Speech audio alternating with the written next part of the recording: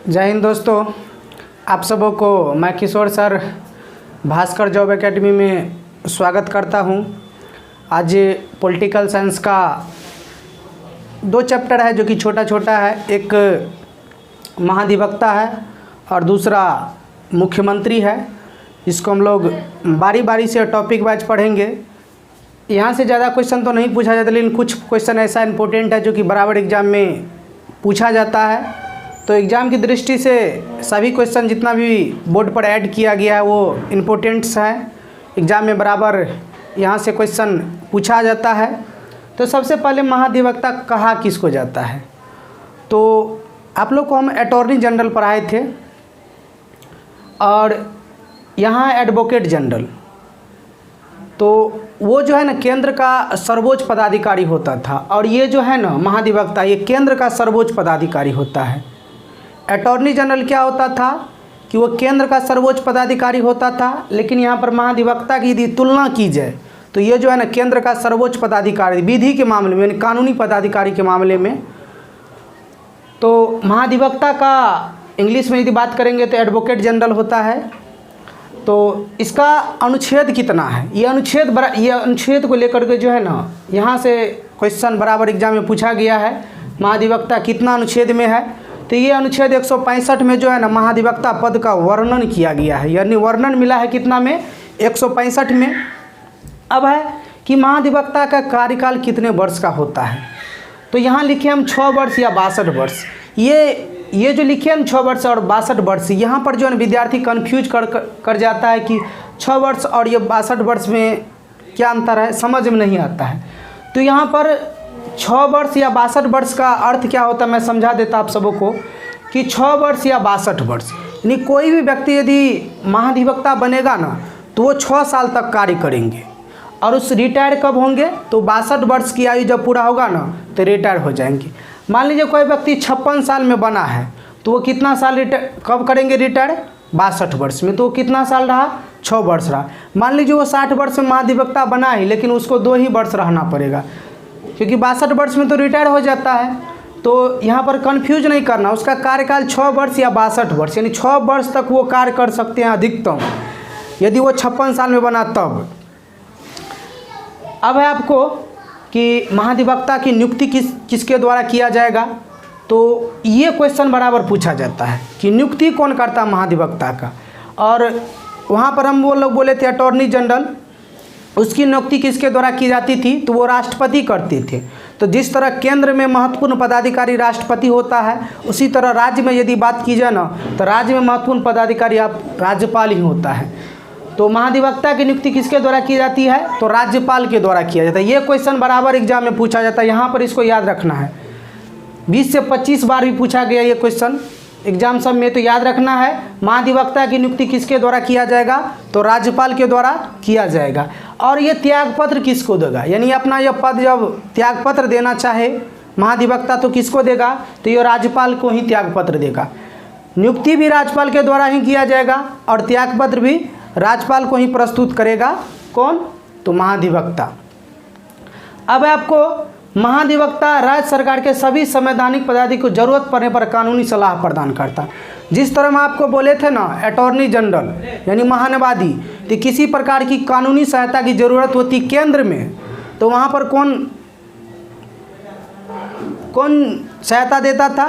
तो याद रखना वहाँ पर जो है ना महान्यायवादी के द्वारा दिया जाता था, अटॉर्नी जनरल के द्वारा। उसी तरह ठीक यदि राज्य में बात की जाए तो महाधिवक्ता राज्य सरकार के सभी संवैधानिक पदाधिकारी को जरूरत पड़ने पर जो न कानूनी सलाह देगा। कानूनी मामले में जो भी ज़रूरत पड़ेगी, जो भी सहायता की ज़रूरत पड़ेगी, तो वो कौन करेगा? तो महाधिवक्ता के द्वारा ही किया जाएगा। जिस तरह केंद्र में सर्वोच्च पदाधिकारी के रूप में यदि बात की जाए तो अटॉर्नी जनरल यानी महान्यायवादी होता है, तो उसी तरह ठीक उल्टा राज्य में कौन होगा? तो महाधिवक्ता होगा। अब है किसी भी राज्य का सर्वोच्च विधि पदाधिकारी जो है ना महाधिवक्ता ही होता है। यानी किसी भी राज्य की यदि बात की जाए सर्वोच्च विधि पदाधिकारी कौन होता है? तो महाधिवक्ता ही होता है। तो यहाँ पर जितना भी पॉइंट ऐड किया गया है तो एग्जाम की दृष्टि से ये सारा क्वेश्चन जितना भी ऐड है ये पूछा जाता है एग्जाम में। ये यहाँ से क्वेश्चन बराबर पूछा जाता है, तो इसको आप सब याद रखेंगे एग्जाम के व्यू से। अब जो है इसी में अगला चैप्टर है मुख्यमंत्री। तो मुख्यमंत्री किसको कहते हैं? जिस तरह देश में प्रधानमंत्री होता है ना, उसी तरह राज्य में मुख्यमंत्री होता है।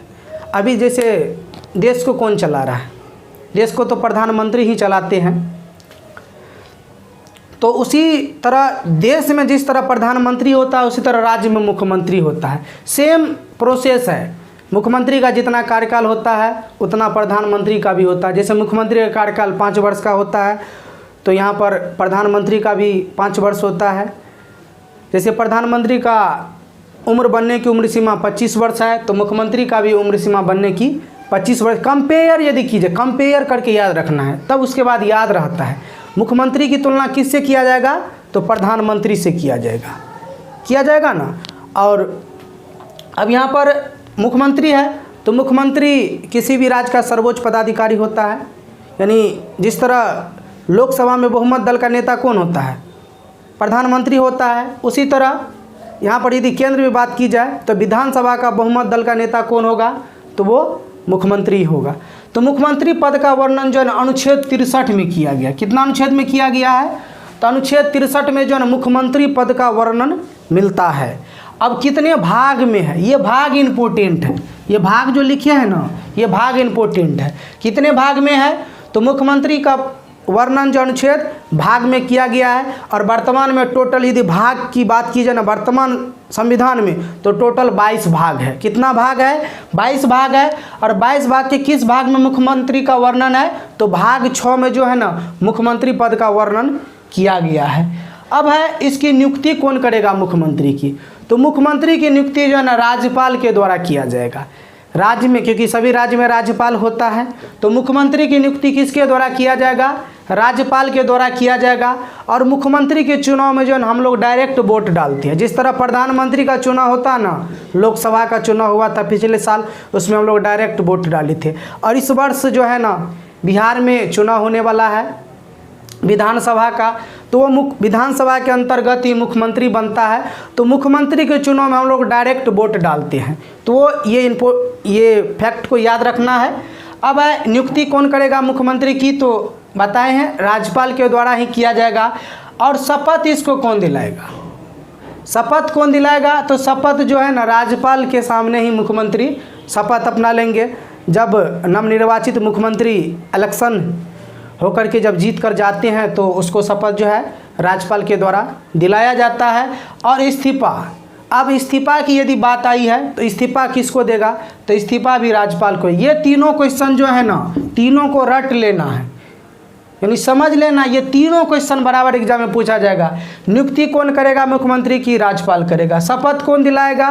तो राज्यपाल दिलाएगा। इस्तीफा किसको देगा मुख्यमंत्री? तो राज्यपाल को। रटना नहीं है, थोड़ा दिमाग लगा के याद करना। थोड़ा दिमाग लगा के याद कीजिएगा ना, तुरंत याद हो जाएगा। क्योंकि अलग अलग व्यक्ति तो है नहीं, नियुक्ति भी राज्यपाल ही करेंगे, शपथ भी राज्यपाल के द्वारा ही दिलाया जाएगा, और इस्तीफा भी अपना जो है ना राज्यपाल को ही देगा। अब इसका कार्यकाल कितने वर्ष का होगा? तो कार्यकाल 5 वर्ष का होगा। मुख्यमंत्री का कार्यकाल कितने वर्ष का होगा? 5 वर्ष का होगा। उम्र सीमा 25 वर्ष। उम्र सीमा कितना है? 25 वर्ष। कोई भी व्यक्ति मुख्यमंत्री बन सकता है, यानी कोई भी एक साधारण व्यक्ति भी मुख्यमंत्री बन सकता है। जिसकी उम्र सीमा 25 वर्ष हो गई है वो मुख्यमंत्री बन सकते हैं, लेकिन उसे 6 माह के अंदर जो है ना लोकसभा या विधानसभा से कहीं से जीतना पड़ेगा। एक आम आदमी को जो है ना आप मुख्यमंत्री बना सकते हैं, आप उसको मुख्यमंत्री नियुक्त कर दीजिए, हाँ आप मुख्यमंत्री हो गए। कहीं से यदि नहीं जीता भी उसके बावजूद भी, परंतु इसमें रीज़न है कि 6 माह के अंदर उसको विधानसभा या विधान परिषद से आपको उसको जीताना पड़ेगा। यदि ऐसा नहीं होता है तो मुख्यमंत्री पद जो है उसको छोड़ना पड़ेगा। तो याद रखना है, मुख्यमंत्री बनने के लिए उम्र सीमा कितना वर्ष होना चाहिए? तो 25 वर्ष। ये क्वेश्चन बराबर एग्जाम में पूछा जाता है, और आप लोग देख भी चुके होंगे कितने एग्जाम दिए हैं मुख्यमंत्री को लेकर के। तो कोई भी मंत्री लगा रहेगा ना, मंत्री जिसके आगे मंत्री लगा रहेगा उसका जो है ना उम्र सीमा 25 वर्ष ही होता है, लोकसभा में और यहाँ पर विधानसभा में। और राज्यसभा में यदि बात करेंगे तो 30 वर्ष, और विधान परिषद में यदि बात करेंगे तो 30 वर्ष ही होता है। अब मंत्रियों के बीच विभागों का बंटवारा किसके द्वारा किया जाएगा? तो मंत्री के बीच जो विभाग का बंटवारा होता है ना, जैसे केंद्रीय मंत्रिमंडल सब का गठन होगा, जैसे कि मुख्यमंत्री का अब कुछ दिनों के बाद चुनाव होने वाला है, उसमें क्या होगा, चुनाव होगा तो और सब मंत्री अलग अलग विभाग में बंटवारा होगा, तो उसका बंटवारा सीएम के द्वारा ही किया गया। सीएम मतलब मुख्यमंत्री के द्वारा ही किया जाएगा। सीएम मतलब चीफ मिनिस्टर होता है। तो मंत्रियों के बीच विभागों का बंटवारा कौन करेगा, तो मुख्यमंत्री ही करेंगे। अब राज्य मंत्रिमंडल की बैठकों की अध्यक्षता कौन करता है, यानी राज्य मंत्रिमंडल की बैठक की अध्यक्षता किसके द्वारा किया जाएगा, तो वो मुख्यमंत्री के द्वारा ही किया जाएगा।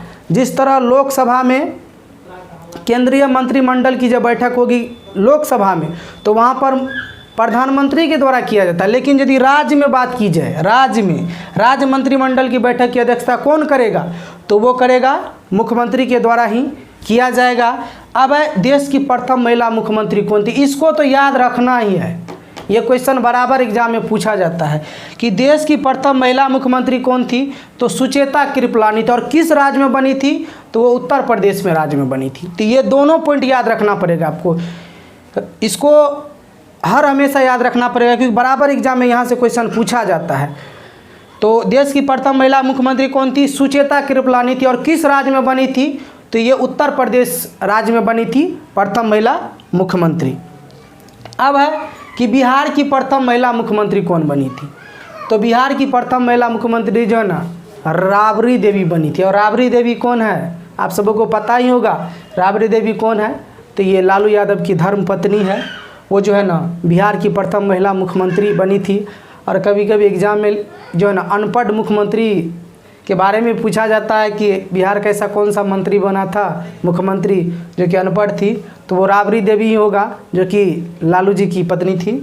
अब है बिहार के प्रथम पुरुष मुख्यमंत्री कौन थे, तो बिहार के प्रथम पुरुष मुख्यमंत्री जो है श्री कृष्ण सिंह थे। कौन थे, श्री कृष्ण सिंह जो है ना बिहार के प्रथम मुख्यमंत्री थे। ये प्रथम जो है ना बहुत परेशानी करता है एग्जाम सब में, तो प्रथम एग्जाम में बीच वाला नहीं पूछता क्वेश्चन। आप लोग गौर से देखिएगा, एग्जाम में बीच वाला आपको क्वेश्चन नहीं प्रथम पूछा जाएगा या लास्ट वाला, प्रथम या लास्ट, यानी वर्तमान में कौन है। अभी जैसे पूछ देगा अभी बिहार में वर्तमान में मुख्यमंत्री कौन है, तो माननीय नीतीश कुमार हैं।